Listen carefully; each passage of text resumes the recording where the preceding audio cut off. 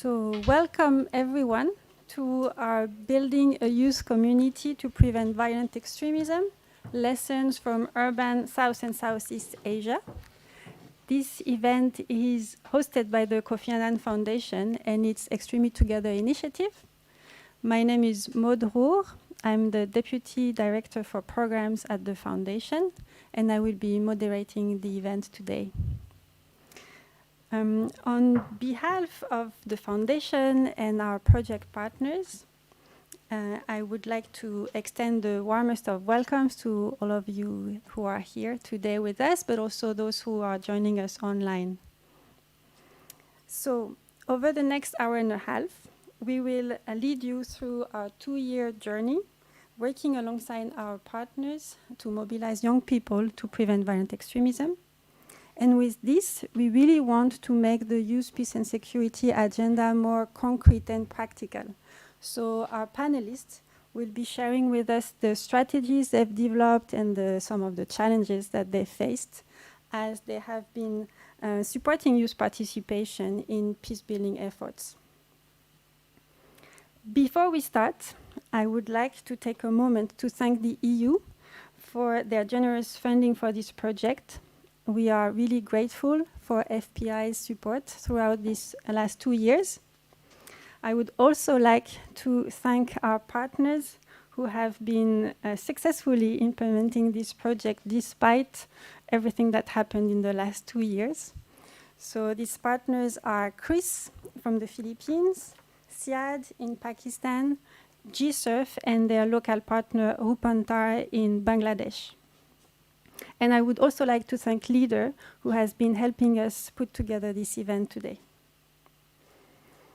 Without further ado, I would like to invite our esteemed guest, Mr. Mark Friedrich, to open this event.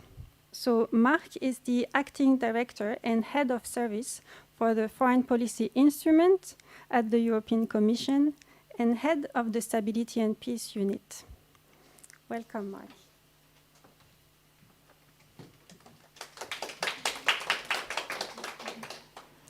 Thank you very much, Maud, and welcome to all of you. It's a real pleasure to be with you here. It's certainly a treat to see people gathering in person again. I've just said as I was walking in that it's been probably about 4 or 5 years since I've last been in this room. And it is a pleasure to do so in the context of the Extremely Together initiative. And I want to thank, first of all, the Kofi Annan Foundation and its partners for having undertaken this very much needed work at a time when it's not easy to do this kind of work, as Maud was already alluding to. I always feel a little bit queasy when we speak about preventing violent extremism and youth at the same time. Because in some ways, youth is just the moment when you're supposed to be developing strong ideas. And that's what we do when we're young. When we're speaking about preventing violent extremism, we're speaking about a societal expectation about something that you're not supposed to do. When we speak about youth, we're speaking about breaking boundaries, not accepting boundaries, and wanting to go past those boundaries. And I think that's where there can sometimes be a tension when we come with preventing violent extremism programs that are well-intentioned and that are certainly needed in many parts of the world. But when it is larger society simply trying to put this on youth, it can't work.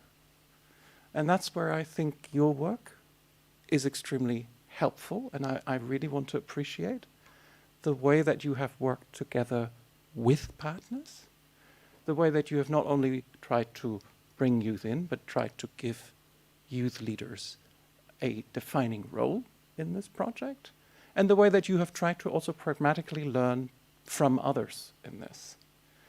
And I think that is extremely important, not only from a perspective of preventing violent extremism, but also from a peace-building perspective writ large.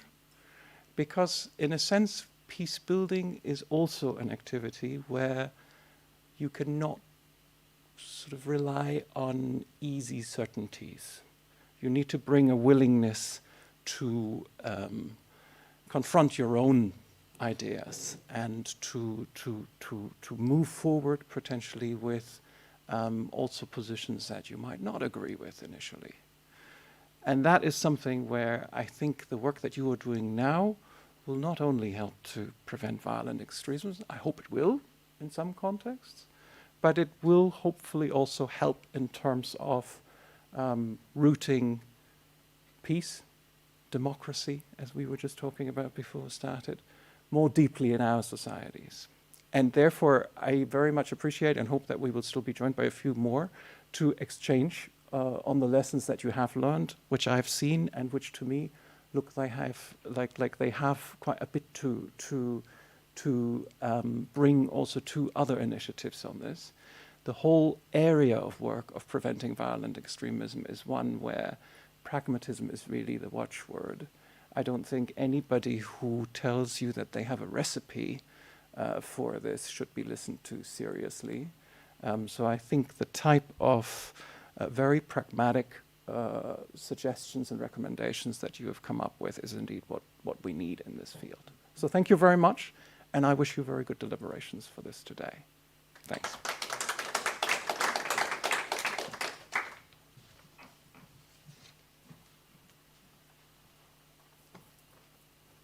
Thank you very much. I think the point you raised about not imposing a too heavy burden on young people is really important, and I think we will discuss this further during the panel discussion. Before that, I would like to invite my colleague, Sofia Anton, to present about the project. Sofia is the program manager for the Youth and Peace programs at the Foundation, and she has also managed this 2-year project. So, Sofia, welcome.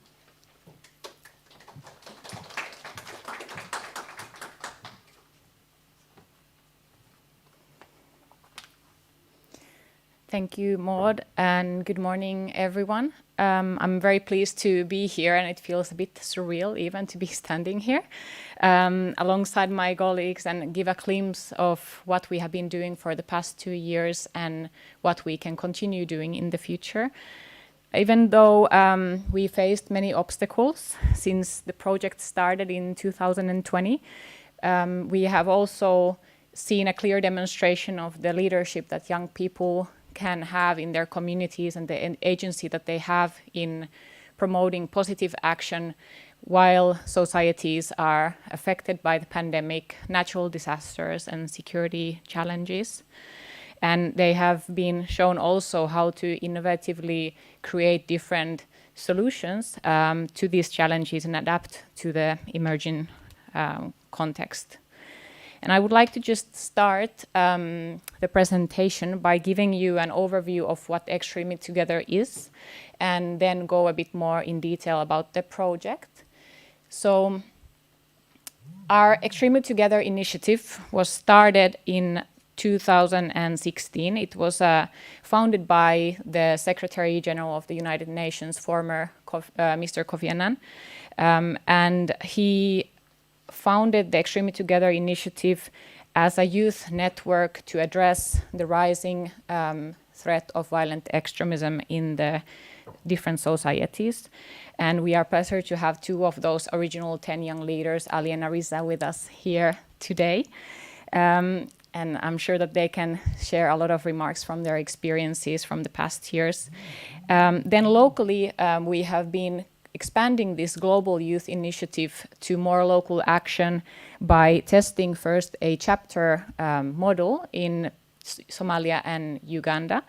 And then Extreme Together has been working for the past 2 years in South and Southeast Asia with the financial support of the European Union to establish youth networks in urban areas of Pakistan, the Philippines, and Bangladesh due to the recent increasing recruitment of middle-class educated young people to different violent extremist groups. And as part of this project, Leading the Way to Peace, Youth Together for Social Cohesion, the aim was to train and inspire young people across cities to take concrete action to PVE, and regionally also bring young people, leaders, civil society organizations, and regional experts together for sharing and learning. And between 2020 and 2022, CAF and its partners, Siad, Chris, G-Surf, and Rupantar, trained over 2,700 young people and supported the implementation of around 60 youth-led initiatives, projects, and campaigns over 10 cities. In parallel, we also came together regionally with over 30 organizations, 60 young people and regional actors to draw on the experiences of this project and consolidate inspiring practices from different experiences that are taking place in the region, to also understand better what works and what doesn't work when engaging young people for building peace and for preventing violent extremism in the different regions of South and Southeast Asia. And these are some of the experiences that can also go and be very valuable across different regions. They are not only specific to what is happening in South and Southeast Asia. So what have we learned? The findings of this regional project are consolidated in the Building Peace Together guide. And I make a small pause here. All of you in the room, you might have already next to you a blue executive summary of the publication. And also you can digitally access the full guide with the QR code that is on the last page of the document. And we also have hard copies of the full guide available, the orange ones. And for those who are following the live stream, you can find the document available on the Foundation's website under the Extremely Together initiative.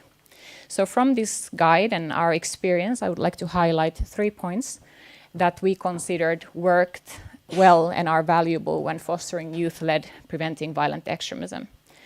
First, what became evident during this process of facilitating peer learning, first among the project partners and then among dozens of other local and regional youth and PVE actors, is that there is a need for spaces, sharing and support networks at the sub-regional, regional and cross-regional levels. These connections enable bonding and friendships between young people and peace practitioners, and foster their sense of belonging to something bigger beyond their communities. And also they provide a sounding board for their ideas, provoking innovation and new perspectives that at best can help to refine strategies and approaches to youth engagement and PVE action. And my second point is about mobilizing and engaging young people in PVE. Throughout the diverse activities, our local partners strive to make PVE attractive to the urban youth. So first they gave them a how-to through training, and then liberty to design their own projects to build social cohesion, and liberty to also be the leaders of peace in their communities. And by showing that PVE can be relatable and fun, for example, through recreational activities, a topic that sometimes might sound a bit technical or become also too sensitive to engage in, suddenly is more approachable, and not only for the youth, but also for their immediate communities. And for this, we also went beyond working with the usual suspects and collaborated with community and social media influencers, journalists, and artists, athletes, and other role models who can trigger young people's interest and motivate them to participate. And this leads me to my third point. After the how-to comes why-to. So after motivating young people to join the network, the next step is to find a way to keep them motivated to stay and be engaged in the action. Because as we know, building peace takes time, it takes patience, and it's a long-term commitment. Young people juggle with many responsibilities like school, employment, and family. And a crucial point is to ensure their safety and financial and mental well-being, which together constitute a broader concept of offering youth initiatives and incentives that can encourage them to participate, but also alleviate some of the difficulties they might be facing simultaneously.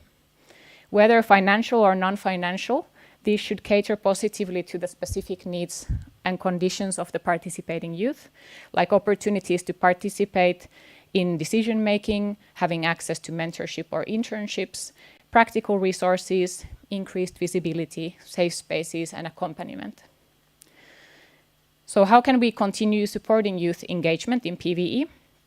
We have consolidated recommendations in the executive summary, and I will briefly mention a few of them. Based on our experience and research, PVE efforts should not only focus on the low-income rural youth, but also on urban, well-educated and middle-class young people. And in the 3 countries where we worked, we found urban youth to be increasingly targeted by violent extremist groups, and also especially online. So for example, in Bangladesh, 80% of the young people are recruited through different digital platforms. At the same time, young people remain excluded from PVE efforts, despite being a key in exerting influence and reach among their peers when it comes to preventing different types of violence in their communities. And as more and more people are concentrating in cities and young people represent a significant proportion of the population, not only in Asia, but also in Africa, urban youth should be included in defining what could peace building look like and supported in leading these efforts in their communities. Strengthening initiatives to prevent violent extremism requires also increased flexibility and long-term support from donors.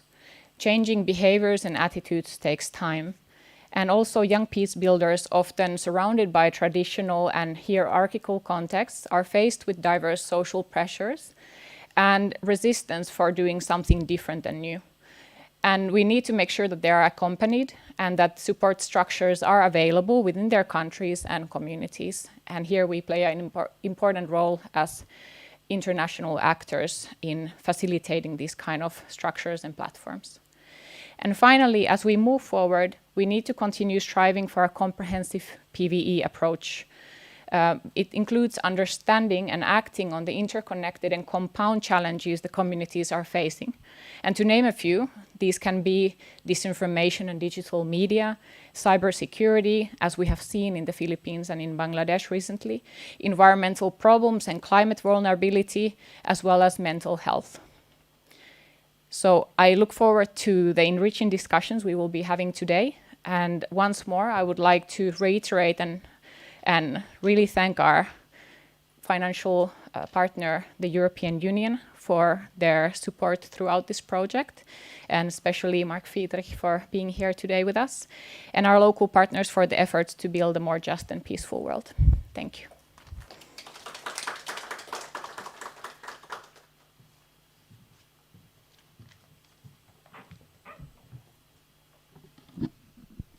Thank you, Sofia.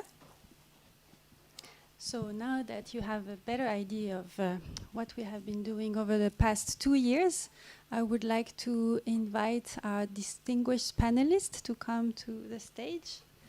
So Candida Novak-Honakova, policy officer at the mediation support team at the EAS. Please have a seat.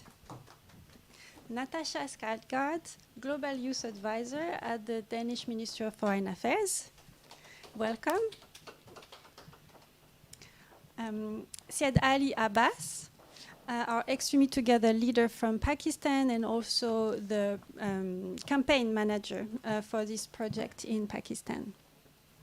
And last but not least, Arisa Nokum, president of CRIS, our partner organization in the Philippines and Extremely Together leader.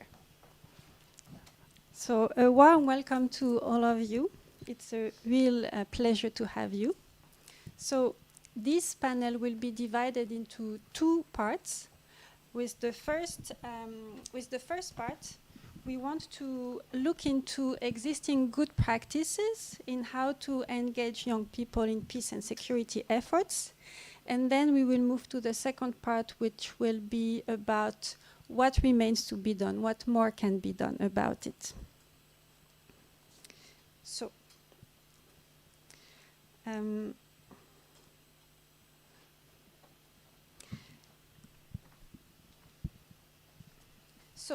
let's start with this broad question about what does it take to engage youth in peace and security.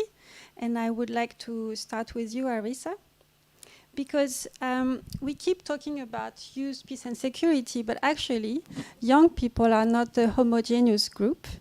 And with this project, you have been focusing on urban young people.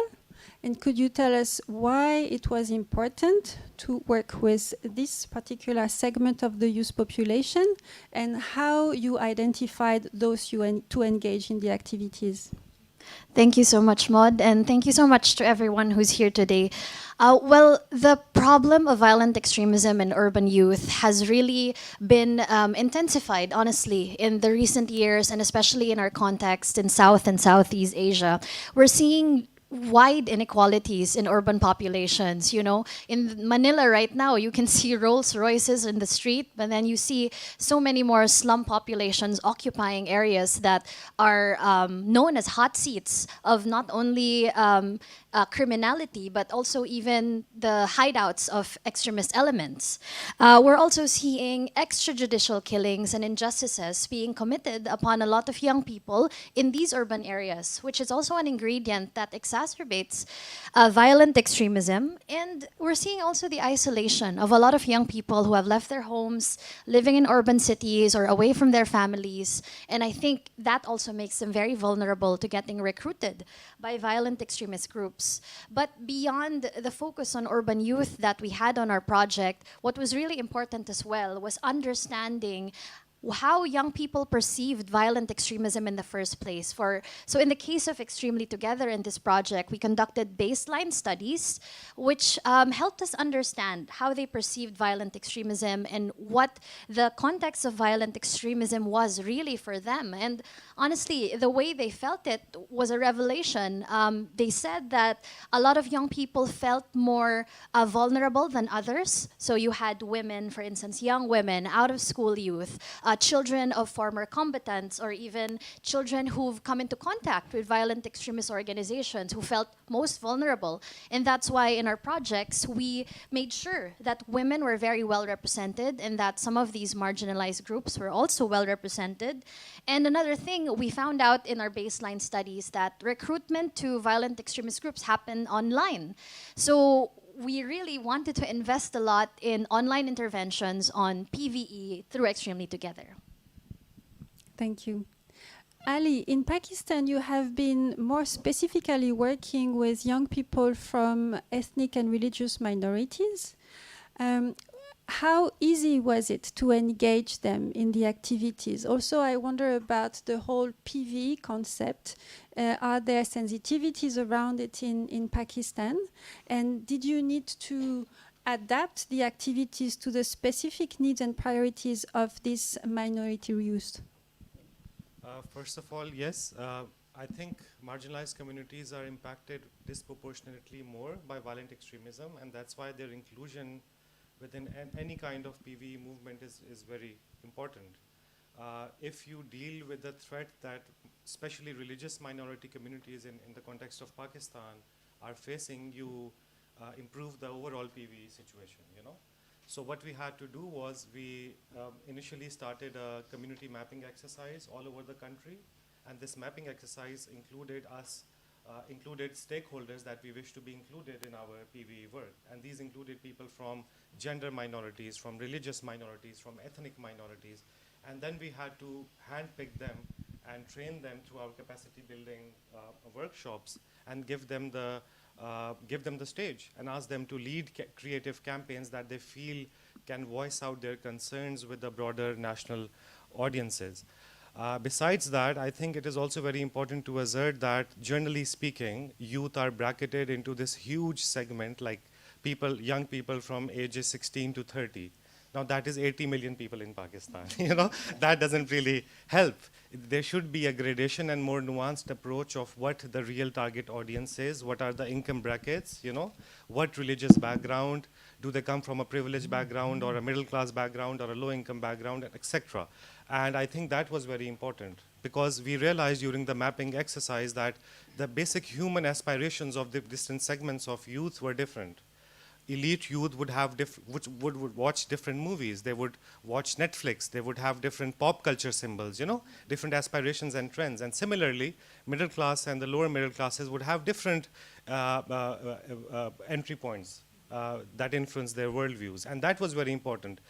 Also saying that mapping trends within the broader youth segment are not very difficult because they're mostly online. So just a bit of online research maps trends that are being used by youth audiences. Second, I think, Maud, flexibility of structures. Having a very dynamic structure that incorporates these evolving needs and aspirations of young people is very important. So never being very stringent about it. In Pakistan, we had a National Leadership Council announced, but this council was voted in.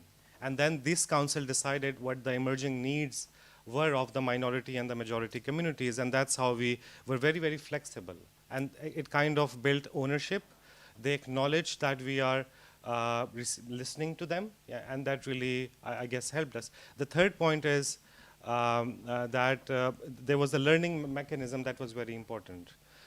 Things are changing very quickly in the modern world. We had COVID. I mean, the project started just before COVID, but just before the first event, there was a global pandemic that no one had heard of. And we had to adapt very quickly. And that the learning exercise that we did on a quarterly and a biannual basis fed back to our M&E frameworks, to our, you know, basic frameworks that met our objectives. So I guess that really helped us build a very emancipatory kind of a movement that is now perhaps the most visible PVE movement in the country. And can you just elaborate a little bit about engaging this minority youth, just because they may not be used to being participating in some of these activities, and were there specific strategies, or was it easy for them to open up and express the specific challenges that they face? It is, I think the expectation that they will open up initially is very wrong because they have gone through a systematic structural violence. But we included them in the start, knowing that when they build rapport and when we build relationships with them, they will, you know, take a more active role.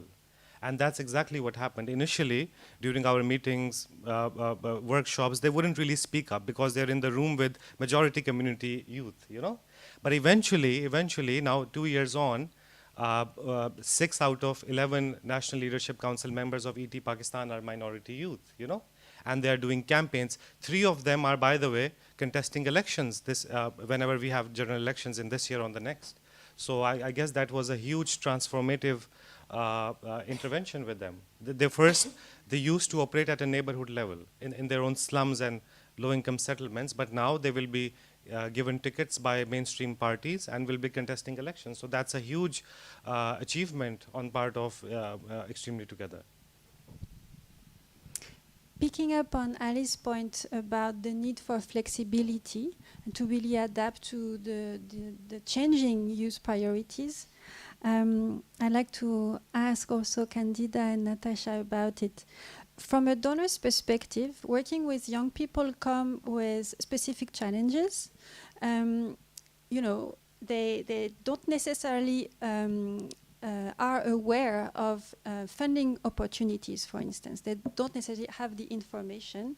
They may not have the right structure, the right bank account, the numbers of years of experience that are often required. And I think an additional challenge comes from the fact that in many places where we work, the shrinking space for civil society is really a reality, and this leaves young people even more excluded because they already face multiple obstacles to their participation in society. So what experiences do you have, and how can programming and policy engagement be responsive to this increased need for support and flexibility? Thank you, Maud.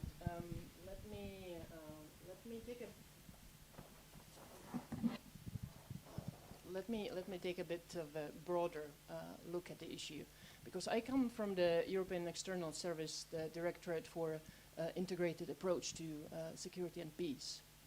That means that we deal with issues, including youth issues, in a broad manner.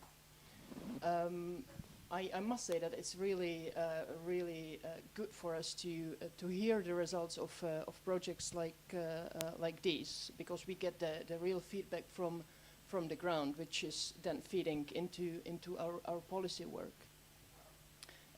Looking at the youth issues in general, obviously, like Mark said at the beginning, we try to look at the potential of young people and get better and in using that potential for long-term sustainable peace.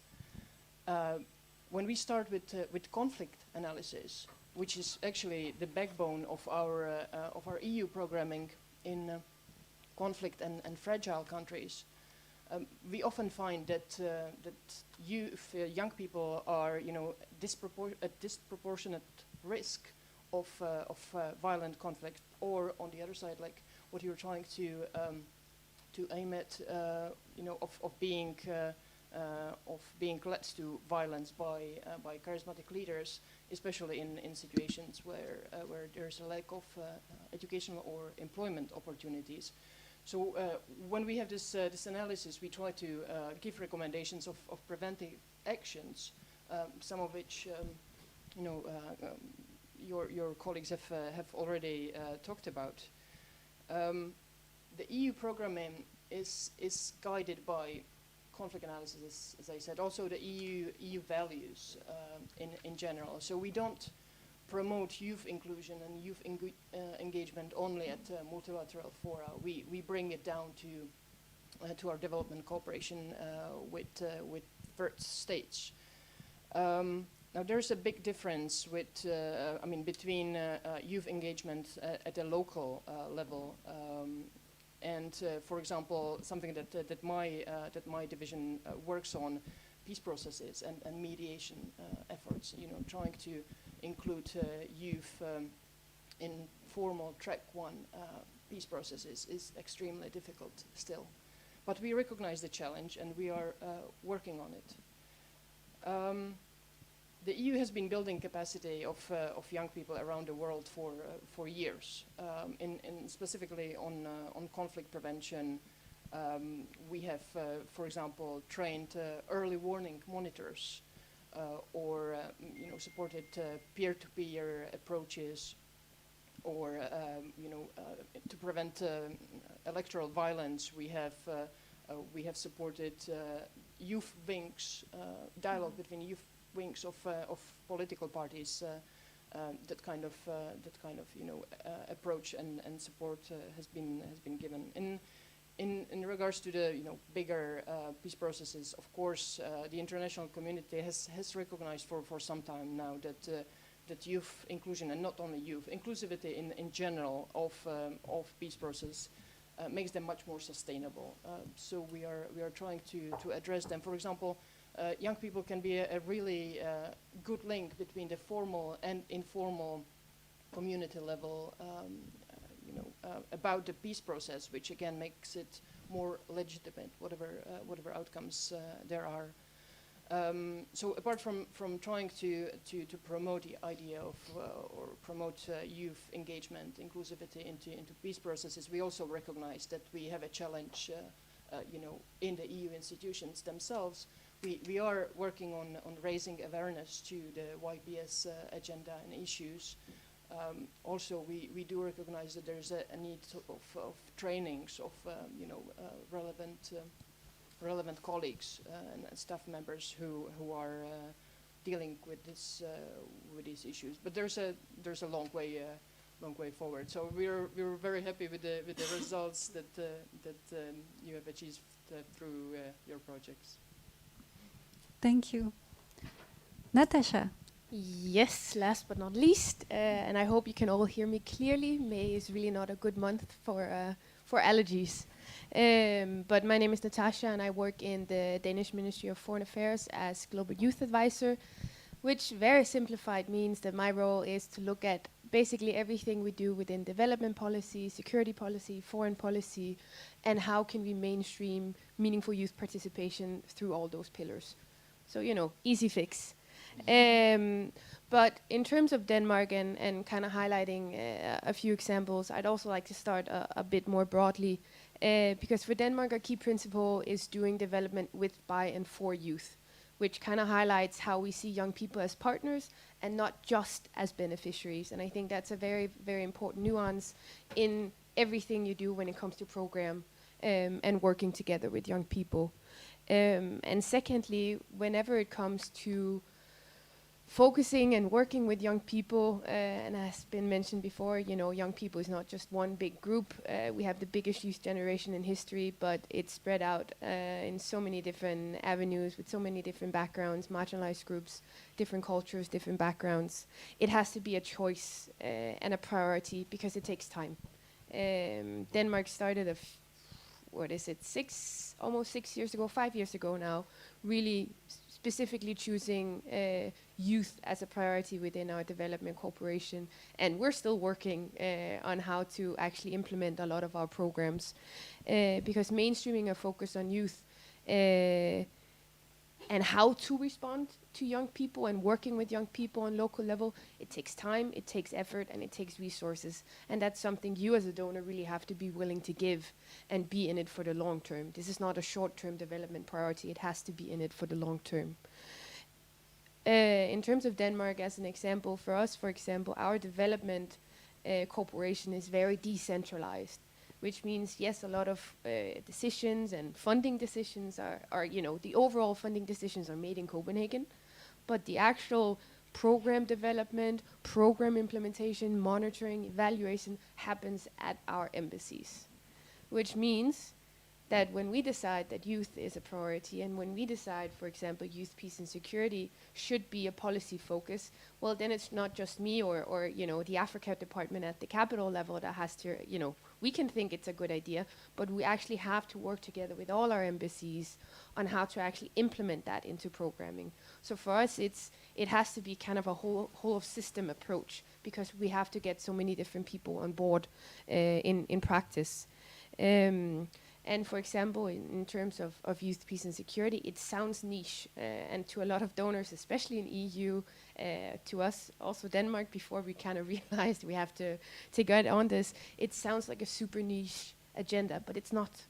When you look at the different pillars and the different P's, it's a security agenda, it's a peace building agenda, but it's also a socioeconomic agenda, it's a partnership agenda, it's a participation agenda. So when it comes to kind of realizing how you as a donor can work with it, it's about finding your approach. The Nordic countries in general, we're very happy with YPS and working on different policy levels, but we're also having very different approaches to it because it depends on where we are on policy and program level. And also in terms of going from policy to practice, I mean, it's not easy. It's really, really not easy. And then going from practice to implementation and implementation to monitoring, it's not easy at all. And what we did was that we developed a toolkit for internal use. It's called Youth in Development, and it's not just focused on YPS. YPS, there's a guidance note on YPS and how to include that in our programming, but it's really in general, how do we approach working with young people in our programs on national level in different national contexts at our embassies. So when we do bilateral country programs, how do we ensure that young people are actually meaningfully involved? For example, by establishing youth sounding boards or youth panels at our embassies. We have it in Kenya, we had it in Ethiopia, Uganda, Mali. Really, we've highlighted priority embassies where we kind of piloted this practice, and it has really, really worked. Some places, it has also been a severe challenge, and it does not always work on ground, and that's where we kind of have to take a few steps back and evaluate, because again, embassies here play a major role, and if they don't understand, and if we from capital level have not done a good enough job at kind of training and working with them, explaining how to work with young people, and not just how, but also why it's important to work with youth organizations on different levels who are, as has been said before, not necessarily always the most structures or have the most resources. It's also the employee volunteer relation, you know, there are so many different aspects here that we have to be able to take care of on local level. And that's something that we're continuously focusing on. Right now, we have a very strong focus on implementation. We've done a lot of policy development, but for that to actually make a difference and make an impact, we have to look at how do we implement it and how have we worked with it with the past few years, and take stock of that, learn from successes, learn from failures, because there are quite a few of those as well, and then how do we adapt and how do we push that implementation as well.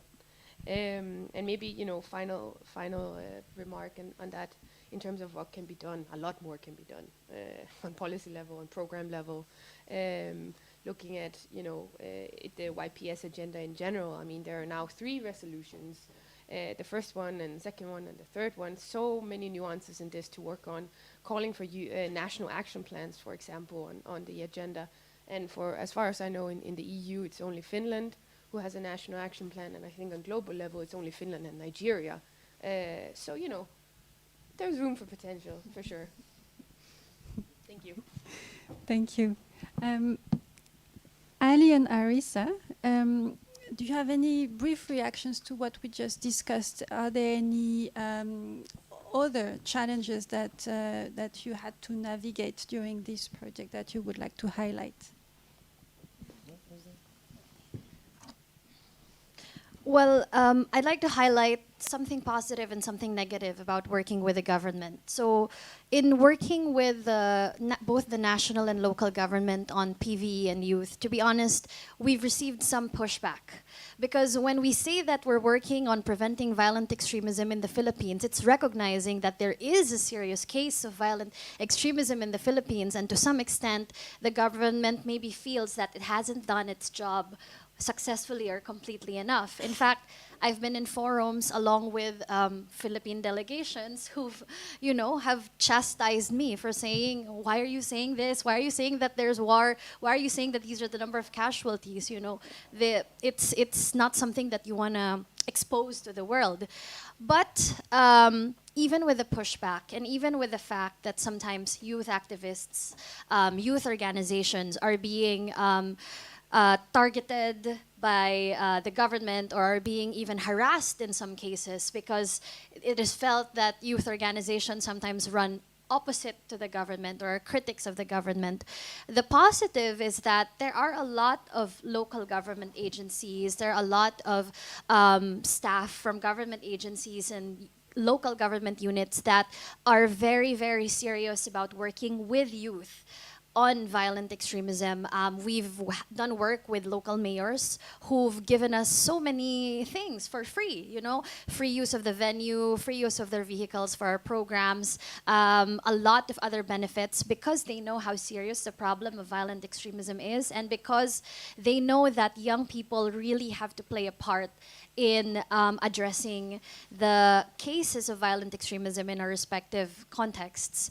And I think in relation to what Candida and what Natasha have said, there's a lot of policy building going on here on this level, on the EU level, and the foreign ministries level, and the multinational level. But we need to get that to our countries, to our governments, to our states, because they do know these things, but sometimes they don't understand how important it is, or sometimes they're not being called accountable enough to actually implement all these things that we're talking about, the YPS, our peace agendas, and action plans.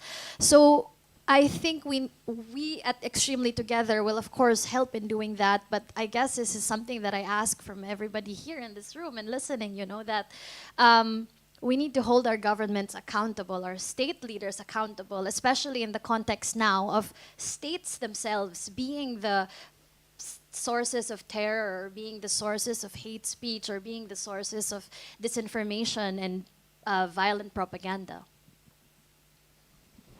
Should I? Sure. Okay. There were so many challenges. I mean, I was thinking what challenge to pick, you know. I think the fundamental challenge is the way PV interventions are designed. I think it's a design challenge, how to frame it, because PV or violent extremism is such a multi-dimensional and such a cross-cutting theme in itself. For example, we didn't know that public health would intersect with PVE due to the pandemic, that previously nobody thought about it, that there would be a pandemic and how it would aggravate hate speech in certain contexts. It did. There was a lot of hate speech against minority communities in Pakistan during the pandemic because extremist organizations could not rally on the ground, and they would take their frustration out on Twitter and Facebook, And how these different fields intersect with violent extremism is something that makes it a very serious design challenge that requires robust research and, of course, policy intervention and, of course, deliberation with a broad range of stakeholders: economic, cultural, social, religious, political scientists, social scientists, even mental health experts. Because even in our program at ET Pakistan, young people were going through such a traumatic experience of at times witnessing violence, and also due to the pandemic that they went through, really bad mental stages. And we felt we were not equipped well enough to design an intervention that would address their mental well-being and also issues of violent extremism. So to me, after 13 years of practice on the ground, let me tell you this, it's still a fundamental design challenge. The way PVE intervention should be designed at the state level, at the donor level, or at the ground level, there should be some serious deliberations. It should of course be bottom up. It shouldn't be totally top to bottom, but it should include a broad range of actors. For example, many donor agencies I see invest in social welfare projects like education or health or menstrual hygiene, or climate change. Of course, all of these issues intersect with violent extremism as well. But the funding stream for, let's say, education does not cater for PV interventions and all of that. So the common ground between these fields should be immediately deliberated. We should have a more robust design because we have experimented with many kinds of designs all over the world. And I think that will really impact the way we frame and look at PV work on the ground. Thank you very much. I think your experience have really helped contextualize what can be sometimes an abstract debate about youth inclusion. So thank you very much for that. So before we move to the second segment of the panel, I would like to share with you a short video that was filmed during the project. It is about making PVE an attractive cause for young people. And this video is the first episode of a 3-part series that we are going to use for training purposes in the future with young people. And it really tried to showcase different ways in which youth are involved in PVE in the 3 countries where we've worked. I will just move away from, I think I'm on the way to the screen.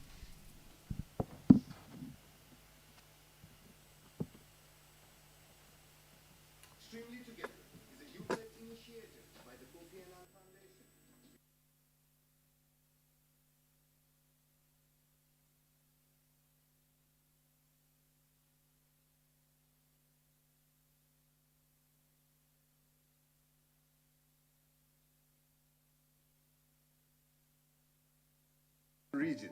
This experience has brought us a lot in terms of lessons, new insights, and advice to share. This is episode 1 of Building Peace Together, a video toolkit series designed to help young change makers like you make a difference in your community. I'm Martavan Itim. I'm an advocate, at the same time advocate of peace here in Mindanao. At the same time, I'm situated here in Tagum City in the Philippines. Assalamu alaikum. My name is Sadia Sisvinta. I'm a youth leader from Dhaka, Bangladesh.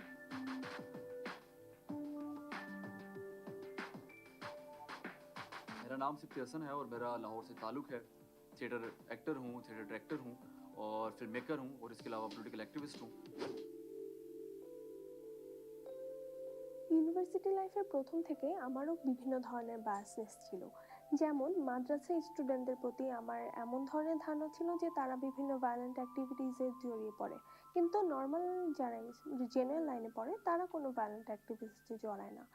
তাছাড়াও বিভিন্ন ধর্মাবলম্বী যারা আছে তাদের প্রতি আমার কিছুটা biasness ছিল, তাদের থেকে আমি বেশি দূরে থাকতাম বা বেশি মিশতাম না, এবং এইসব কারণে আমার মধ্যে তাদের প্রতি একটা নেগেটিভ ধারণা ক্রিয়েট হওয়া শুরু করে। বাংলাদেশে হলি আর্টিজান রেস্টুরেন্টের মধ্যে যে ইনসিডেন্টটা হলো, সেটার পর থেকে আমার একটু ডিফারেন্টভাবে চিন্তা করা শুরু করলাম, কারণ সেখানে আমি দেখেছি কোনো মাদ্রাসা স্টুডেন্ট ছিল না, প্রাইভেট ইউনিভার্সিটি স্টুডেন্টরা ছিল এবং তারা সবাই ওয়েলদি ফ্যামিলির ছিল। তখন আমি শুরু করি ডিফারেন্টভাবে চিন্তা করা, আমার বায়াসনেসটাকে একটু চেক করে দেখা যে আমি ঠিক আছি কিনা।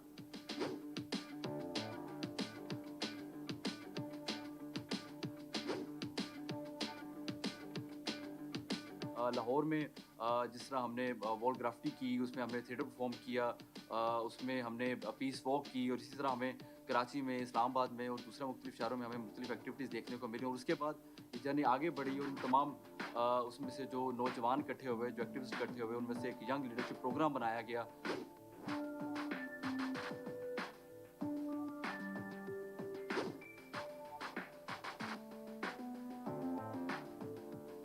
We really cater our minorities and majorities group because they have the ideas, and at the same time they have this mindset of giving individuals to have a holistic environment and advocating peace, preventing violent extremism. So kung ni-welcome natin sila, binibigyan natin sila ng enough platform, at the same time we are catering individuals to be part of these advocacies, malalaman natin kung ano yung mga different ways, ang mga different platforms na gagamitin natin to really advocate for preventing violent extremism.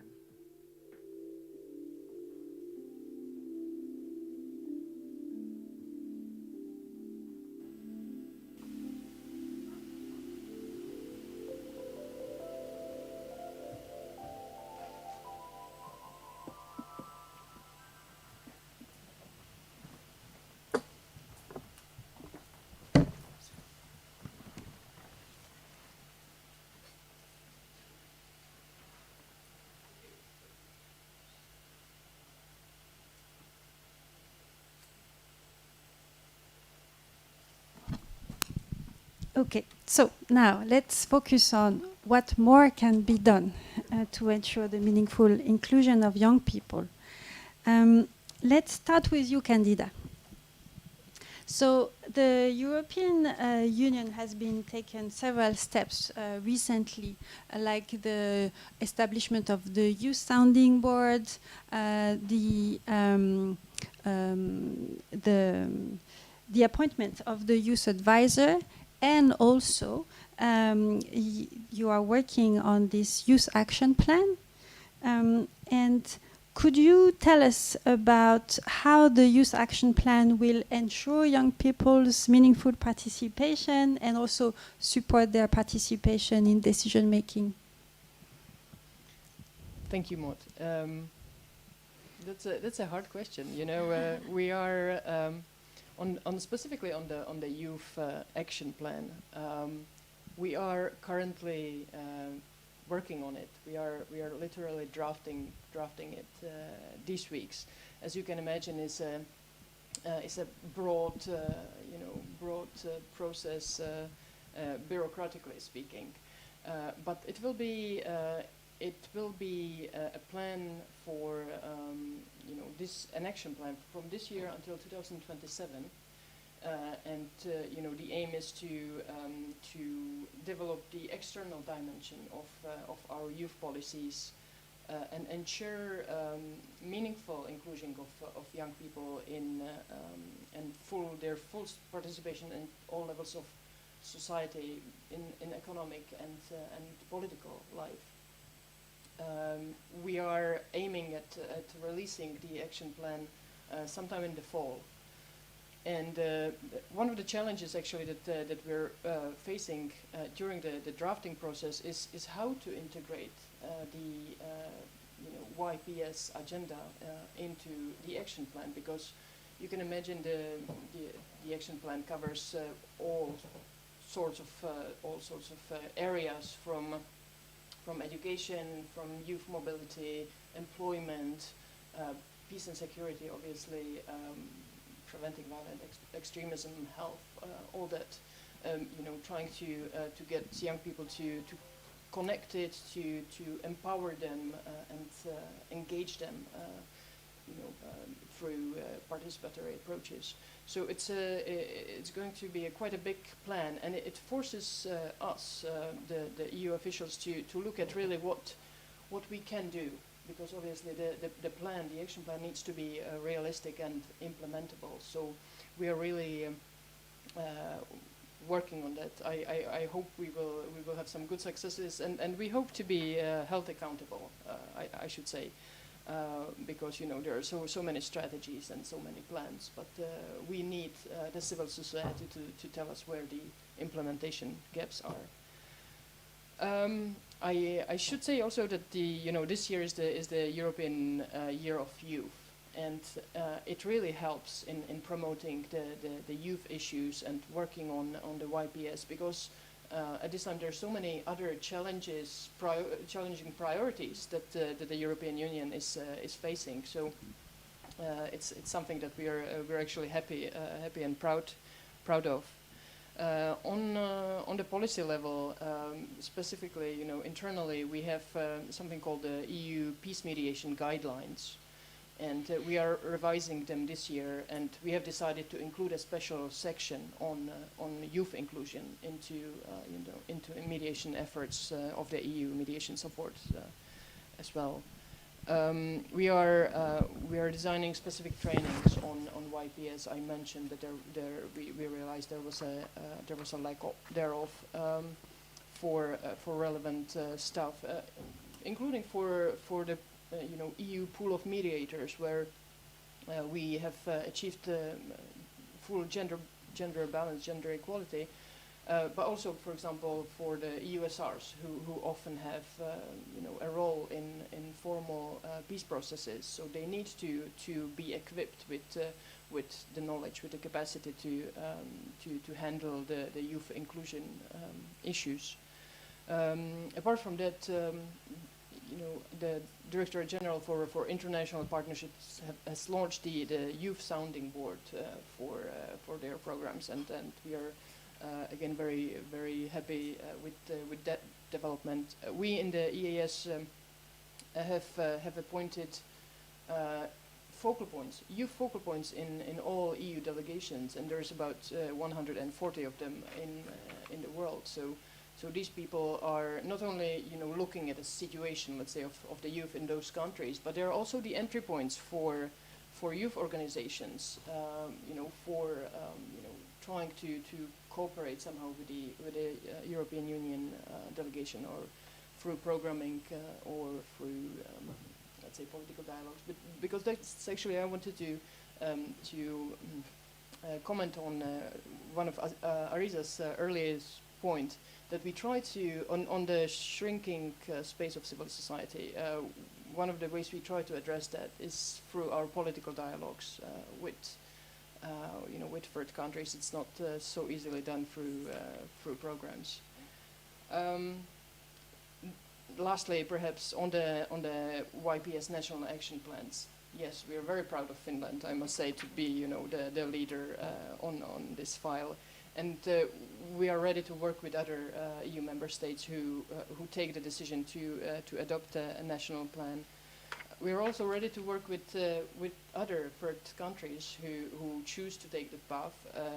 Hopefully, there will be more following suit, and we might have further activities in this regard going forward. Thank you, Natasha. So Denmark has recently adopted a new foreign policy a strategy that has a strong youth focus. And I think you have also been working on how to integrate the youth peace and security agenda into this strategy. Could you tell us how it will translate into Denmark's support to youth efforts locally? Yes, indeed. So we adopted a new development cooperation strategy almost a year ago, June 2021. which has a strong youth focus. Luckily, that's not really anything new because our previous development cooperation and humanitarian strategy really laid the foundation on how we focus and work with youth, mainstreaming it across the different pillars. So this is just building on that, which is really, really nice, because the important aspect of the Danish development cooperation strategy is that it's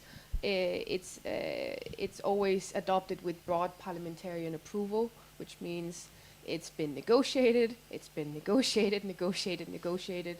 So the final result is really with full backing or almost full backing from Parliament, which creates a very, very strong foundation for our ministry, but also our ministers to act on. In terms of maybe just starting in a bit other direction, so Denmark has long had a very strong policy focus on youth, but also youth, peace and security, looking at, we've been funding UNDP, JPO positions, UNDP reports, the Missing Peace report, we've been working closely with Graham Simpson, we've been funding AU also because looking at Africa as a continent, a regional context, been funding part of the AU YPS work, the UN Youth Strategy, which also has a YPS focus, EU Council conclusions, which are actually the foundation for the upcoming Youth Action Plan. We're also following very closely with the Youth Action Plan, and we're very, very excited to see when the first draft or the final draft will arrive. And we've also been very involved in that process as well. But then again, going from policy to program and actually implementing, that has been kind of the turn phrase for us. As I mentioned before, we have the toolkit we developed a few years ago, also focusing on YPS, and specifically how do we capacity build our embassies and our program development officers to actually integrate a youth focus. And you mentioned it before, the science challenge. That's really a key word here, because too often when we look policy processes, program processes, budget processes, we have a tendency, and when I say we, I say institutions, member states, governments, we have a tendency to invite young people maybe at the end of the process, maybe if they're lucky in the middle of the process, a consultation meeting, or maybe, they can be part of evaluating. But what we really need to look at is, well, before we even start that process, we have to invite young people into the room so they can be part of designing the process. It's about co-development, co-creation, co-management. And that's really something I think is a big potential for us, for sure, as Denmark still. But looking at institutions, looking at member states and how to work with young people, that's really, really key words. Coming back to the strategy, we have a section on meaning for youth participation, and really looking at how, because when you're looking at the youth agenda, the youth field, it's super dynamic. What was really the key phrase or the narrative a year ago is different today. So that's something you also really have to be aware of as a donor. It's super dynamic, it keeps developing. So how you focus and how you work with youth has to be flexible. It has to kind of follow the narrative of the youth agenda. And for our strategy, I think it is very simply 2 or 3 sentences about how young people are important when it comes to peace building, when it comes to preventing violent extremism, and how young people are key partners in fragile circumstances. It doesn't really say much more than that, but it's a key phrase, and it's been approved by Parliament, it's been approved by politicians, which means it's now really a political standpoint for Denmark, which is really important for us and me as a policy officer and program officer, because then that's something I can now work on implementing. And specifically how we're looking at doing that right now is, well, we have our youth sounding boards, we have our bilateral country programs. We're taking stock of that now, not the programs per se, but the sounding boards, and what has worked and what hasn't worked, and how can we then improve that.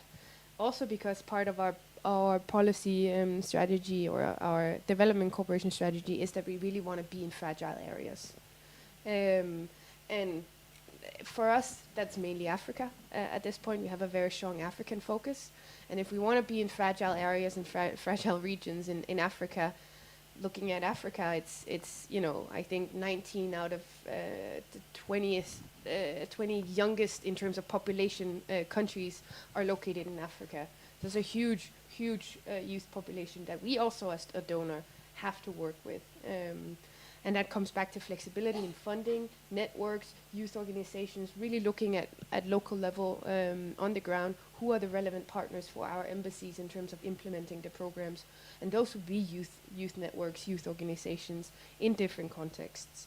And secondly, we're also now looking at a peace and stabilization program for the Horn of Africa, so a regional peace and stabilization program. And we're very literally in the drafting process right now, where youth, peace, and security for the first time will also be a part of that stabilization effort and policy program for the entire region of the Horn of Africa. So that's yeah. I think I'll end there. Thank you. Thank you. Going to Pakistan. So with this project, you have built a huge network of young peace activists. So what's next? What are your plans to make youth inclusion a greater reality, building on this basis that you have been building? Maud, first of all, I would like to share my experience of when youth are included in, let's say, ground level work, and when they're included in policy work. These are two different streams. Often we have noticed that youth who get a seat on the table for the policy dialogues are not really activists working on the ground, and vice versa, the people who are really good activists on the ground do not have the kind of framing and diplomatic mannerism to, you know, represent the community at a policy dialogue. So our challenge was, when we were working with marginalized communities, was to build their capacities good enough so they can speak for themselves. I am no one to speak for a minority community in Pakistan. You know, youth from those communities should be speaking up from themselves, and that was a challenge that we overcome through our capacity building workshops and through mentorship that we provided throughout the 2 years. And now we have successful running chapters in 4 important urban centers of Pakistan, and we wish to expand horizontally, as into more cities, and also vertically, having more lobbying activities with the Parliament of Pakistan. The PV policy is being drafted. For the last 6 years it is being, but now we are hearing that it is on the final stages, and there is no youth component. Youth consultations did not take place. The National Action Plan to Counter Terrorism, no youth consultation took place, you know. So, and by the way, Pakistan is a very, very young country. 64% of our population is below 32. When I said 80 million people are below 30, I was not lying, you know. So there's this deliberate exclusion of real youth voices from the policy processes. And that's where ET Pakistan is trying to bridge the gap, especially in terms of PV and peace work and other kinds of work that come into the umbrella.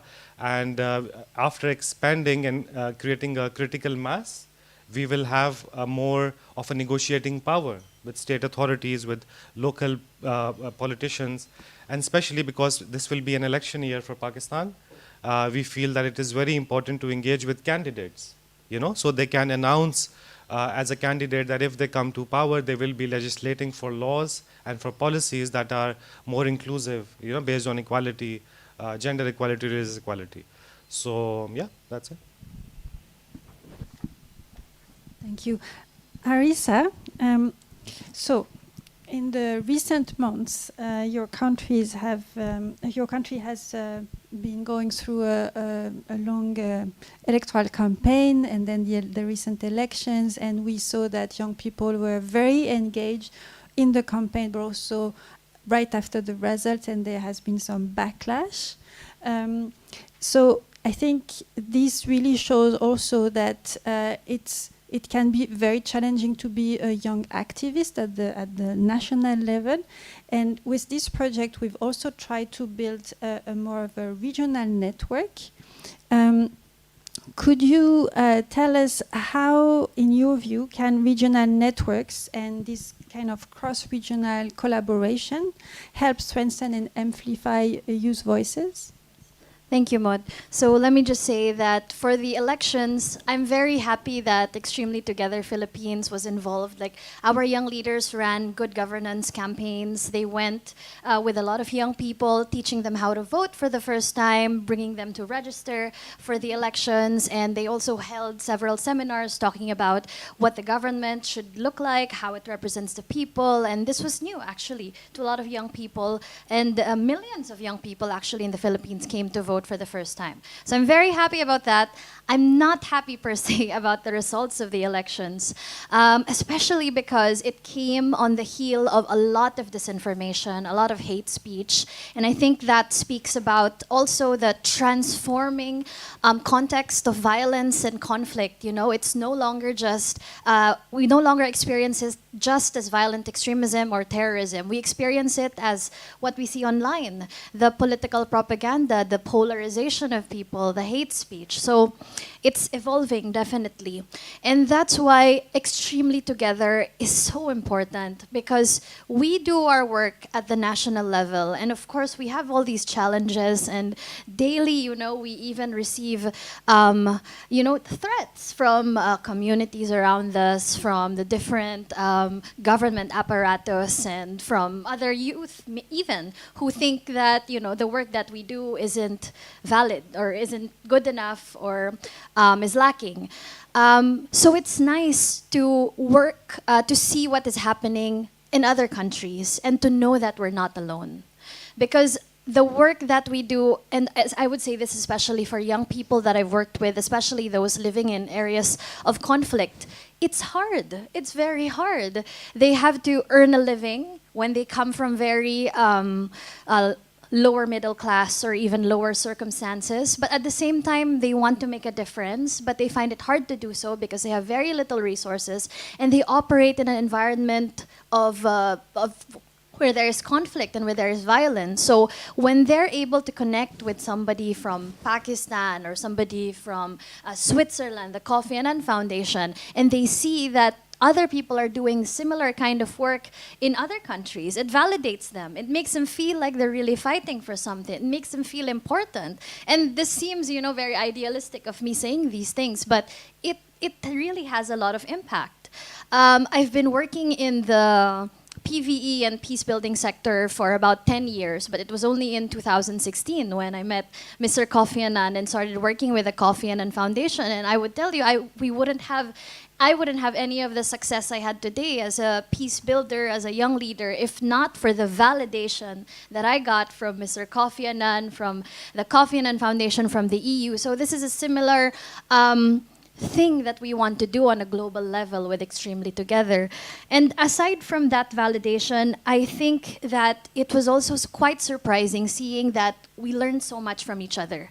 Even though we have very different circumstances, Ali is having a totally different scenario in Pakistan, I'm having a totally different scenario in the Philippines, we actually encounter similar challenges.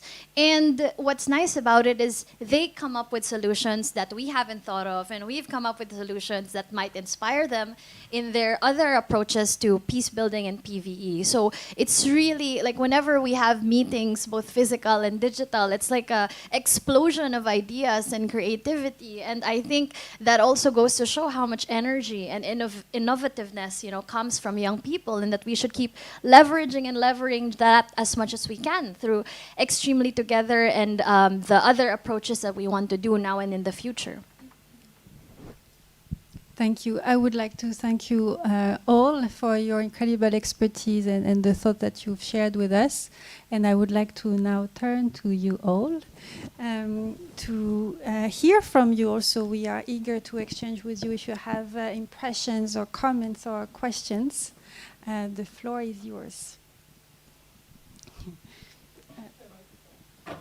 Can you just introduce yourself? Absolutely. Hi, my name is Matilda Fleming. I'm from Search for Common Ground, and I led the campaign for 2250 back in the days as a youth activist. And it's always wonderful to be sort of part of you know, seeing the YPS agenda evolve. You were talking about sort of the move that is happening, but from policy to practice, and how there's so much work still to be done on national action plans and so forth.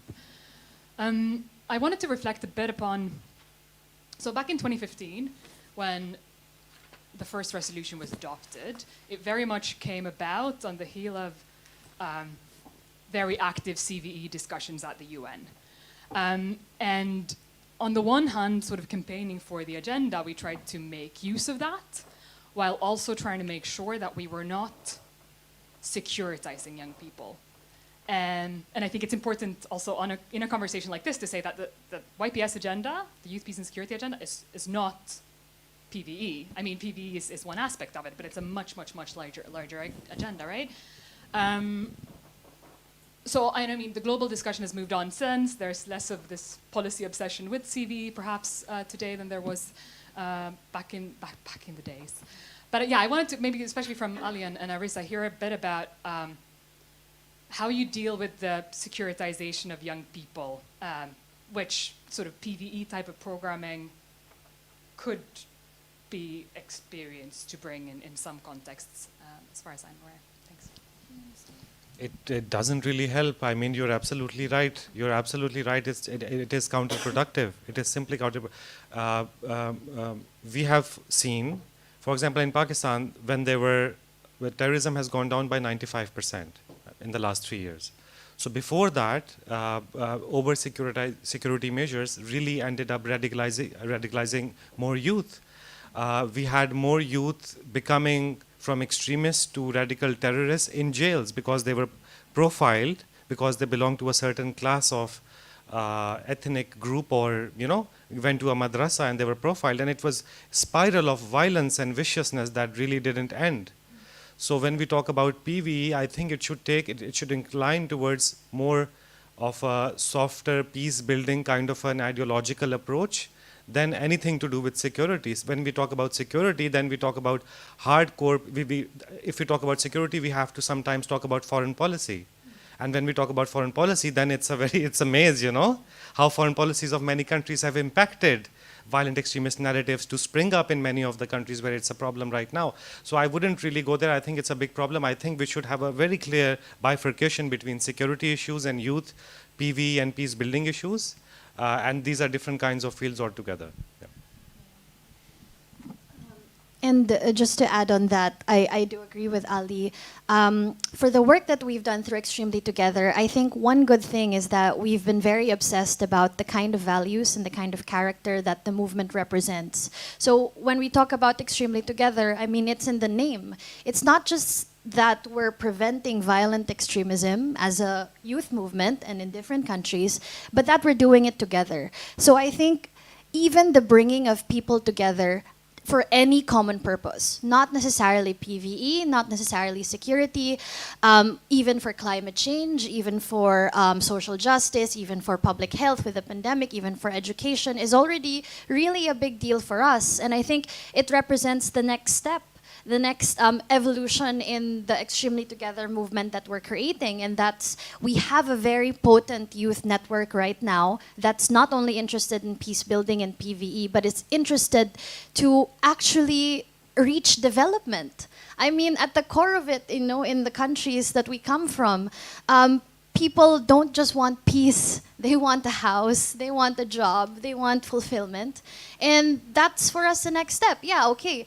Even in the Philippines, number of terrorist attacks have gone down, violent extremist groups, numbers have dwindled, but we can't survive on just peace and security alone. We need to work on the next step, and we need to really build from this.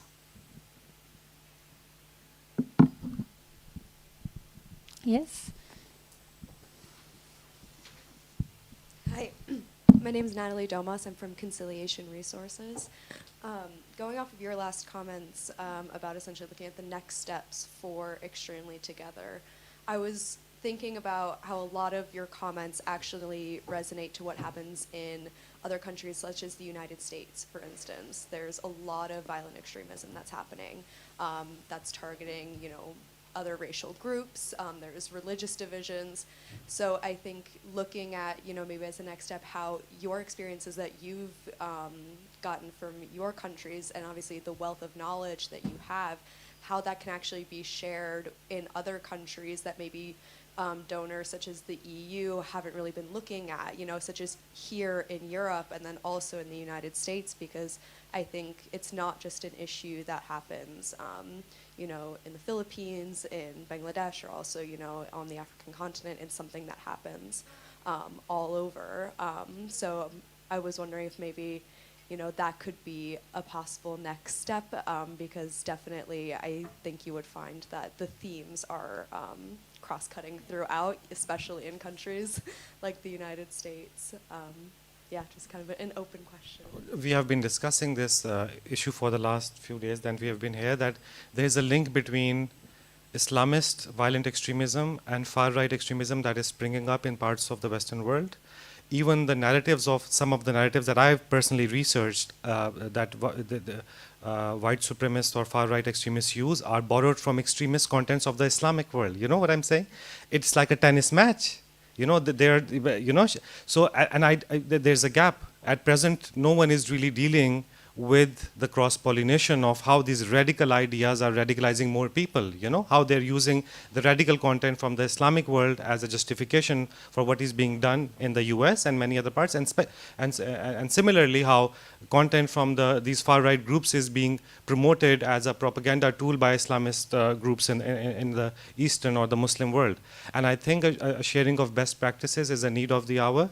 I feel more than just sharing, there should be programmatic synergies, because these two issues are really linked close together.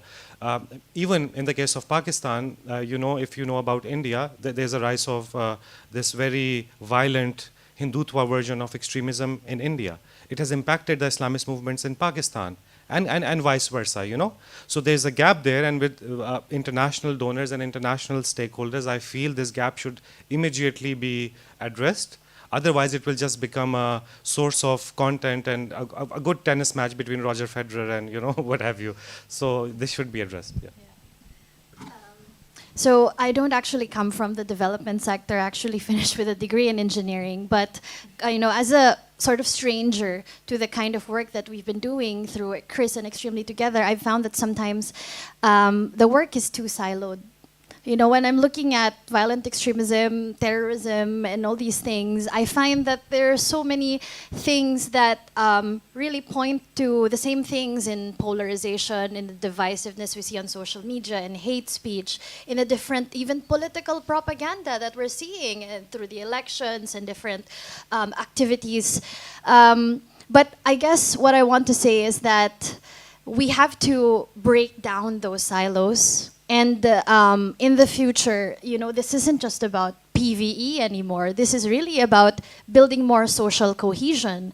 And I know that sounds like a buzzword, but I think that's really it, because we're evolving as societies. We have more migration, we have more movements across us, and all of the forces that we're seeing right now need to be dealt with in very similar manners, no matter what country you're from. So it's part of the work that we want to do in the future. And more concretely, I think to answer your question, Extremely Together actually started first as a small group of 10 young leaders from different countries. So we do have young leaders representing Europe.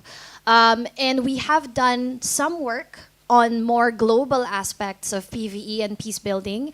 But recently, since we've been more focused on building in depth on each country, now is the time, I guess, we have a better opportunity to kind of take another step back and say, okay, what can we do on a global level? So I guess that's why we're here today as well, to share this with you and to hear your ideas. And I also want to give the mic to either Candida or Natasha, because I think from the Europe perspective, they'd also be able to share a lot. It's a very good question, because I think the first thing that springs to mind is, looking at being in the development sector, that implies an external focus. We work together also with the Kofi Annan Foundation with Extremely Together chapters in East Africa, and listening to the recommendation, reading the recommendations and the outcomes from the work in South and Southern Asia. I mean, there are so many best practices to share, and I think really coming back to also the sign challenge, I mean, whenever it comes to youth or youth participation, youth engagement, but also PVE, YPS, I mean, there's not one size fits all, but there is a lot of foundational work you can really apply to the different contexts. And I think that's really what the Kofi Annan Foundation and the Extremely Together chapters have really kind of, you know, done. Looking at the different chapters and the work that's been done, you know, you can see so many similarities. The outcomes might be different and the learnings might be different, but there are so many similarities in terms of how do you address, you know, structural challenges or barriers. You know, that doesn't really change. The structural barrier itself might be different, hopefully, from country to country, but it's still there, and how do you approach it? So I think there's so much potential in sharing best practices and going above that. However, I also think the challenge is when you want to take something from the development sector, or at least with you know, that external focus, development partners, development cooperation, and twist it or turn it around and look internally, then it's suddenly out of my hands. It's suddenly out of the hands of my ministry, because then it becomes national, and then it's, you know, the minister of or ministry of, I don't know, defense, culture, whoever works with it on a national scale. So I think the question, and I think that goes for a lot of policy areas, how do we bridge the work and the learning outcomes we get in development work, and how do we get all that learning and take it into our national sectors? Because I think there's so much wonderful, brilliant work done, and especially in terms of YPS and young people, in development cooperation with external partners, but we don't really know how to bridge it and take that with us back home, so to say. I might have an answer to that, or attempt to anyway. You know, for me personally, and I mentioned this before, it's really important to hear the experience from the ground. But then there's this challenge of how to bridge the gap between our member states really and their national policies. I actually see that bridge building as a role for the United Nations, because when you take the country experiences all the way to New York essentially, where they already have the institutionalized youth forum, but also, you know, they're talking about youth issues all around the world. Like I worked on you know, when we negotiated the Sustainable Development Goals in 2015, 14. That's when the negotiations were. I was there, so we had actually special sessions with youth representatives on every single SDGs that we were discussing at the time. So, and then obviously from that global level, the states as the governments, you know, take it back home. Now, obviously, there needs to be some implementation checks and dialogue between both the youth communities and the policy level, essentially, or the government level. Which I think might be the missing piece often, but there's, you know, I think we're progressing in the right direction, hopefully. But you know, since I'm having the word, I would actually like to ask the question also about what are the next steps for you guys, because one thing I was really struck by one of the results that you mentioned, that you trained 2,700 young people. I think that's amazing work. And you know, one thing that we're struggling theoretically is how to keep these young people engaged. You know, because we all know that when we reach a certain age, we have many responsibilities, and it's kind of growing. So, but we want to keep harnessing that potential, that work that has been done on the capacity building. So how do you see that? What can be done better, perhaps there? Thank you. Let's start with this. So it's a very, very difficult question, the question of sustainability and sustaining the interest of young people who, you know, are easily distracted. But we've tried to address that issue a bit, especially since we had a 2-year project held over a pandemic. And I think number one, it was really working with established organizations. So we worked a lot with existing youth organizations, universities, other academic institutions, local government units. We wanted our work to kind of be anchored on their organization so that the capacities we helped them to build and the accomplishments we've helped them to accomplish during the course of the project isn't just embedded to them individually, but is embedded in the organization. So for instance, with our partnership now with one local government unit in Davao region, we've been able to kind of pioneer a PVE project that they were very interested to continue by themselves. So it's like planting a seed that they can plant for themselves again and again. And I think the second is to have as many touch points as possible and, basically to be annoying. So in the work that we've done in the Philippines, for instance, we actually trained over 1,000 young leaders.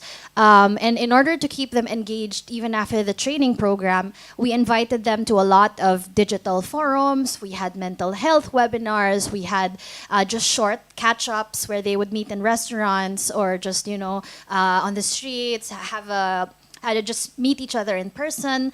We had a grand conference at the end of our program, and it wasn't really a conference that had a lot of speakers. Honestly, 70% of it was musical performances because we really wanted to just entertain them and give a lasting impression. And now, as we're reaching the end of our project, we've been reaching out to them, giving them materials, excuse me, such as the one we distributed today. We've kept in touch with them on social media. We have Facebook groups, we have WhatsApp groups, and I honestly don't think that it's like an exact science, something we've done, but I think young people can be busy for a period of time, like if they're having exams, but then after a few months they get interested again and they get back, or maybe they're busy because of work, but then say next year they find that this is more aligned with the profession they're looking for, so they get interested again. So basically, never lose touch and never give up. So that's the second. And I think the third and last one is to appeal to their own sense of what they want to do in the future. Because all of the work that we do, it seems pretty selfless, Like, okay, we want to build a peaceful society. We want to reduce violent extremism. We want less combatants. We want to have security in the Philippines. But we have to be very good at explaining to them so that it's in their interest to pursue this. So we tell them that if you have a more peaceful community, you'll have more jobs. If we were lower on the global terrorism index, more people will invest in us and we'll have better livelihoods, possibly. We'll have more opportunities for you to go to school or for you to pursue your career or your passion. So that's one thing that we're still working on. But I think based on the work we've done on Extremely Together, the response has been overwhelmingly positive. Thank you. So now I would just like to, for us to hear a short video message from the third partner who couldn't be with us today, which is GSURF. So for the concluding remarks, we will hear from Leela Shumiki Logan, who is the head of portfolio management at GSURF. Good afternoon, colleagues. Thank you for the opportunity to provide a closing remark for this very important event. Thank you for the young people who have participated in this important project. We are proud of our partnership with Rupantar, an extraordinary Bangladeshi NGO, the Kofi Annan Foundation, and the European Union, which has financed this joint program. We believe that this is the right way to leverage resources, expertise, and knowledge to prevent violent extremism and increase youth engagement in the Youth and Peace and Security agenda. GSURF works in 15 countries in Europe, Africa, and Asia, and with 230 local partners. The important work supporting digital literacy and critical thinking skills that this project aimed to achieve has resonated. Lessons learned from this project, where young people were not just active recipients, but active creators of the project, have confirmed that if we want to achieve through youth participation in preventing violent extremism, we need to allow young people to build and drive them. We need to trust them and give them the space to create, innovate, and flourish. GSURF, as a global organization, is well positioned to ensure that young people have space, that they are connected to local and national authorities, and that their agency is loud and clear. Similar initiatives are currently ongoing elsewhere in GSURF partner countries like Nigeria, Kenya, but also Kosovo and Albania. Online engagement has no boundaries. Young people and us, partners, learn from each other to identify what works well and what needs to be strengthened. Peace corners, for example, are excellent platforms where young people can exchange their views. Digital literacy is a skill that can be acquired but needs to be driven by young people themselves and facilitated by organizations such as Rupantar. Art, poetry, and drama creation and broadcasting are excellent ways to express frustration and find new ways to critical thinking and constructive criticism. Let me give you a quote from one of our beneficiaries. Peace and harmony means coexistence without violence. It is very necessary for the growth and development of the nation. Peace, harmony, and tolerance can help in getting inner satisfaction. And the best way to express and to circulate the thought of this satisfaction is to ascertain narratives. Therefore, the essay and poem competition is certainly an excellent way out to achieving this target. So, what does it take to make youth inclusion in peace and security a greater reality? The topic that you have also discussed earlier. In our views, it requires three things. First, we need organizations such as GSURF, the Kofi Annan Foundation, Rupantar, who recognize the need for meaningful youth engagement and who have the expertise to facilitate it. Second, we need like-minded donors, such as the European Union, to provide resources and entrust its partners. And third, we need the trust and investment in the young people themselves who can drive this agenda forward. I urge other organizations and policymakers to refrain from the tokenistic engagement of young people and provide them with meaningful support, space, and opportunities to grow. They will lead us in the coming years. It is time now to invest with them in their and our future that is free of terrorism and violent extremism, and where peace, tolerance, and pluralism is a matter of principle and not a privilege. I thank you. So let's end on this reminder from Lila that it's time now to invest with young people and in young people for a more peaceful future. I would like to thank every one of you who have joined us today on behalf of the Kofi Annan Foundation and the partners. And I would like to invite you to continue this conversation over lunch, which is being served just over there. And it's raining, so I think it's the perfect time to have lunch and discuss this. Thank you very much.